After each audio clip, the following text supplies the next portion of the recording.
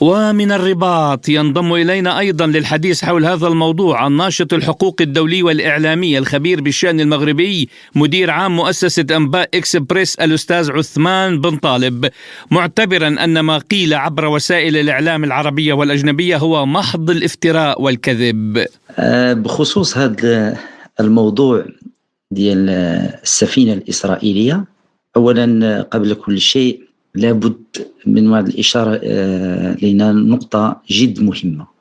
أولا هذا الخبر غير صحيح بالبتة، هو فقط هي دعاية الهدف منها هو تشويه صورة المملكة المغربية.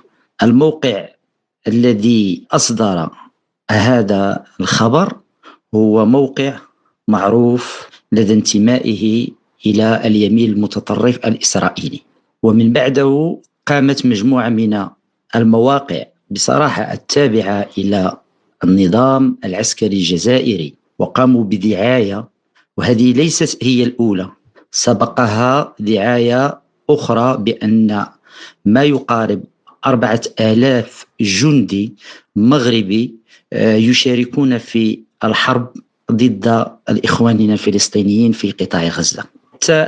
حتى نوضح للرأي العام، بالنسبة لنا احنا كمؤسسة إعلامية أنباء إكسبريس في صدد اليوم إن شاء الله أو غدا سنصدر إن شاء الله مقالا تفصيليا كذب هذه الدعاية المغرضة.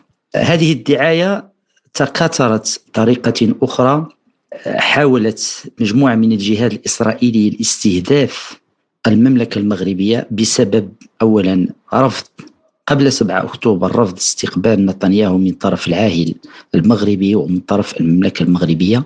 قامت إسرائيل وخصوصا من طرف المخابرات الإسرائيلية على رأسها الموساد بالتشويش على المغرب واستفزازه في مجموعة من المحطات. بالإضافة الشارع المغربي بشكل يومي هناك مسيرات تنديدية ضد الانتهاكات وضد الإبادة التي يتعرض لها بشكل يومي الإخواننا وأشقائنا في الفلسطينيين خصوصا في قطاع غزة أو في رفح. ثانيا موقف المغرب كان جد واضحا من خلال التنديدات دياله ومن خلال المواقف الرسمية التي تصدر عن وزارة الخارجية، وكذلك العمل الذي قامت به لجنة القدس التي يترأسها العائل المغربي الملك محمد السادس.